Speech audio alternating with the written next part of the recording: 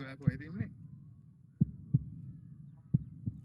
මම මේව හම්බෙන්න පොඩ්ඩක් ක්ලාස් යන පාරේ ඉන්නේ. එක විනාඩි 5ක් කතා කරන්න එන්න ප්ලීස්. ප්ලීස් මං කියනවාට පොඩ්ඩක් හෙලෝ හෙලෝ හෙලෝ හෙලෝ.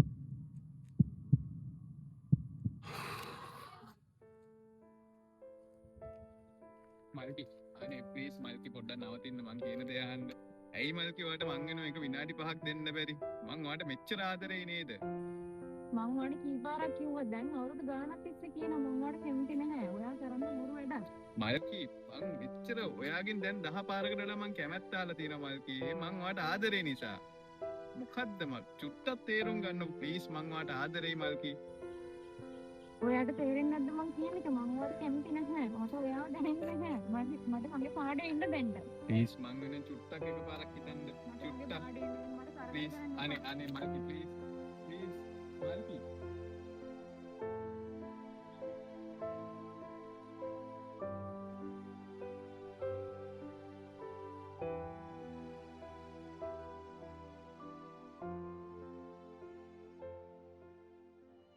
අපි ජීවිතේ හැමදාම තෝරගන්න ඕනේ අපි ආදරය කරන කෙනාව නෙමෙයි අපිට ආදරය කරන කෙනා. ඒක නිසා ඔයාගේ පස්සෙනුත් ඒ වගේ කවුරු හරි එනවනම් එයාට chance එකක් දීලා බලන්න. මොකද ඔයා හිතන්නේ නැති තරමට එයා ඔයාව ආදරෙන් බලාගෙන ඉන්නවා. ජය වේවා.